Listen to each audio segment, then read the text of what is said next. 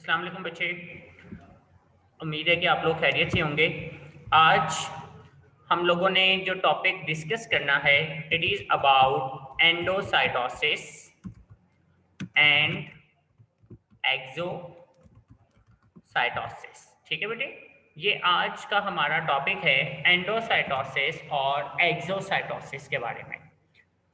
देखो बेटे, एंडोसाइटोसिस ये जो टर्म हम यूज़ करने जा रहे हैं, एंडोसाइटोसिस ये क्या है टर्म और ये क्यों हम यूज़ करते हैं, ठीक है ना। इस टर्म का क्या मतलब है, ये जो एंडोसाइटोसिस का वर्ड हम यूज़ कर रहे हैं यहाँ पर। तो देखो बेटा, एंडोसाइटोसिस हम कहते हैं इनटेक ऑफ मटीरियल्स। मैं बहुत ही सिंपल वर्डिंग में भी बता रहा हूँ।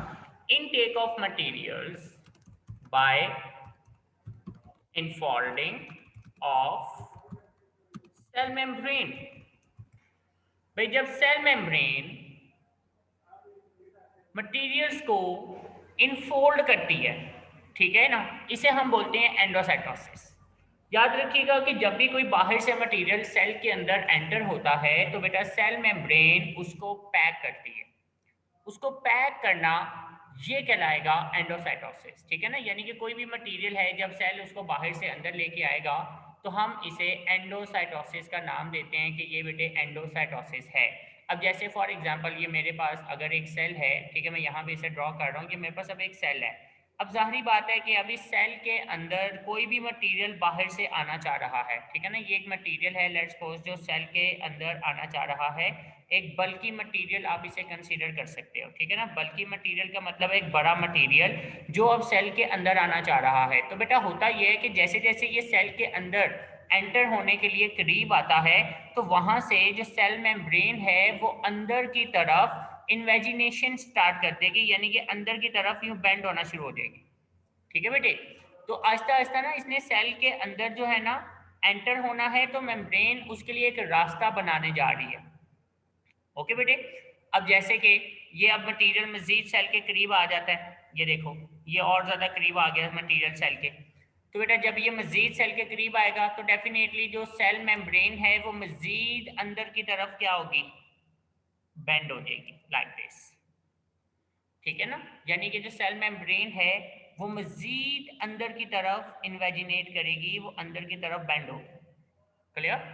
अब ये मटेरियल मजीद सेल के अंदर मजीद और करीब आएगा। अब जैसे जैसे ये सेल के करीब आ रहा है तो बेटा ये जो मेम्ब्रेन्स हैं ये अंदर की तरफ और ज़्यादा इन्वेजिनेट होना शुरू हो जाती हैं लाइक दिस, ठीक है ना। यानी कि इसकी इस तरह से इन्वेजिनेशन स्टार्ट हो जाएगी। अब आप देख सकते हैं कि ये जो मटेरियल है, ठीक है ना, ये अब सेल के अंदर आ रहा है और सेल मेम्ब्रेन आहिस्ता आहिस्ता उसके लिए एक रास्ता बनाती जा रही है। और यही नहीं बल्कि उसको ना पैक करना शुरू कर देगी अपनी मेम्ब्रेन के अंदर, ठीक है ना। इसे हम बोलते हैं इनफोल्डिंग ऑफ सेल मेम्ब्रेन, कि सेल मेम्ब्रेन इनफोल्ड होती जा रही है। और जब ये मटेरियल सेल के बाउंड्री के अंदर आ चुका होगा, जैसे कि आप यहाँ पर अब आप देख सकोगे कि बेटा ये मटेरियल सेल की बाउंड्री में आ चुका है, तो बाहर से जो सेल मेम्ब्रेन है बेटे ये मजीद अंदर की तरफ और ज़्यादा बेंड होगी लाइक दिस, ठीक है। और बेटा यहाँ से जो सेल मेम्ब्रेन है उसका कनेक्शन ख़त्म हो जाता है।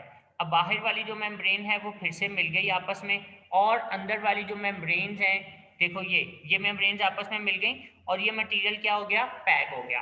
अब इस तरह सेल के अंदर मटेरियल का एंटर होना ये एंडोसाइटोसिस कहलाएगा, ठीक है बेटे। ये एंडोसाइटोसिस की डेफिनेशन है, the intake of bulky material. Bulky का मतलब होता है बड़ा मटेरियल, ठीक है ना। Intake of material by infolding of cell membrane is called endocytosis.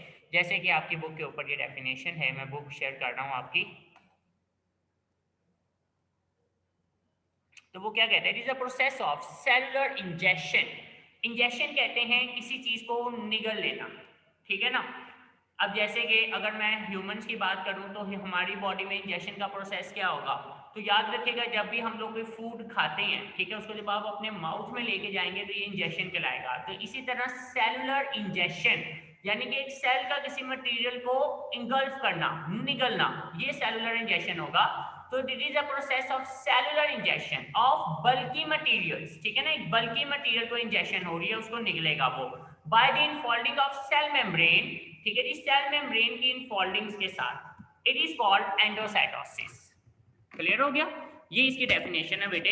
Endocytosis क्या है कि it is a process of cellular injection of bulky material by the infolding of cell membrane, ये कहलाएगा एंडोसाइटोसिस। अब इसकी हमारे पास दो टाइप्स आ जाती हैं, ठीक है ना, दे आर टू टाइप्स। अब वो दो टाइप्स कौन सी हैं और हमने कैसे बना दी? अब देखो बेटे जी, इसकी दो टाइप्स हैं हमारे पास, और वो दो टाइप्स हमने बनाई हैं on the nature of incoming material, ठीक है ना, जो मटेरियल आ रहा है सेल के अंदर उसकी नेचर पे ये हमने बनाई है, जैसे कि फैगोसाइटोसिस, ओके बेटे। और इसकी दूसरी टाइप है जिसे हम बोलेंगे पाइनोसाइटोसिस, मैं यहाँ पे लिख देता हूँ, पाइनोसाइटोसिस। ये दो टाइप्स हैं। अब ये दो टाइप्स हमने कैसे बनाई और क्यों बनाई? देखो बेटे जी, सीधी सी बात है। फैगोसाइटोसिस का मतलब क्या होगा? फैगोसाइटोसिस में अगर बहुत ही इजी वे में बताऊं ना तो इसे हम बोलते हैं cellular eating. Cellular eating, eating यानी कि किसी चीज का खाना। अब जाहिर बात है कि जब वो मटेरियल सॉलिड होगा, ठीक है ना, जो मटेरियल सेल के अंदर आ रहा है अगर वो नेचर में सॉलिड है तो हम इसे फैगोसाइटोसिस कहेंगे, ठीक है बेटे। और दूसरे मीनिंग में इसको सेलुलर ईटिंग भी कह सकते हैं। और जो मटेरियल सेल के अंदर एंटर हो रहा है अगर वो मटेरियल लिक्विड फॉर्म में है तो फिर हम इसे सेलुलर ड्रिंकिंग भी कह सकते हैं, ठीक है। It is also called cellular drinking. और बेटे इसको हम बोलते हैं पाइनोसाइटोसिस। तो पाइनोसाइटोसिस क्या है? Cellular drinking. तो pinocytosis means cellular drinking and phagocytosis means cellular eating, okay बेटे। तो एंडोसाइटोसिस क्या है? It is a intake of bulky material by the infolding of cell membrane and there are two types. The number one, cellular eating. Cellular eating हम कहेंगे when the cell take bulky material in the form of solid, और अगर वो liquid है, droplets की form में है, तो हम उसे सेलुलर ड्रिंकिंग या पाइनोसाइटोसिस कहेंगे। ये दोनों टाइप्स आपको इसके साथ बतानी होंगी। अगर ये शॉर्ट में भी आता है तो आपको ये लिखनी होंगी। The two forms of endocytosis are phagocytosis, cellular eating, and pinocytosis, cellular drinking. In phagocytosis, a cell takes in a solid material, while in pinocytosis, cell takes in liquid in the form of droplets. ठीक हो गया बेटे? तो ये हमारा आज का topic है। अब इसके साथ हम देखेंगे एक्सोसाइटोसिस क्या चीज होती है। एक्सोसाइटोसिस इसके रिवर्स है कि भाई जब कोई मटेरियल सेल से बाहर जा रहा होगा तो उसे हम बोलेंगे एक्सोसाइटोसिस, ठीक है ना। एक्सपोर्ट होगा, बाहर भेजा जाएगा। अब इसमें क्या होता है कि जब एक मटेरियल को सेल से बाहर भेजा जाएगा तो आपको अच्छी तरह याद है कि गोल्जी वेसिकल्स उस मटेरियल को पहले अपनी मेम्ब्रेन में पैक कर देते हैं। गोल्जी वेसिकल्स की जो मेम्ब्रेन्स होती हैं और जो बाहर प्लाज्मा मेम्ब्रेन है, cell membrane, there is no difference, इनमें कोई डिफरेंस नहीं होता। इसीलिए जो गोल्जी ऑपरेटस की मेम्ब्रेन होगी वो सेल मेम्ब्रेन का पार्ट बन जाती है, ठीक है ना। जैसे कि फॉर एग्जांपल आप देख सकते हो इस डायग्राम के अंदर भी, जो उसने यहाँ पे आपको इतना सा पोर्शन शो किया हुआ है, और इसके अलावा मैं इसको यहाँ पर भी आपको समझा देता हूँ, ठीक है। Now let's suppose for example मैं इसको रेड से बना रहा हूँ बेटे, ठीक है, कि ये मेरे पास अब एक गोल्जी वेसिकल है। ये क्या है जी? Golgi vesicle. और इसके अंदर जो है ना ये बेटे मेरे पास छोटे छोटे वो है मटेरियल है, ठीक है ना। मैं यहाँ पे एक छोटा सा मटेरियल भी बना देता हूँ कि ये बेटा मटेरियल है, ओके।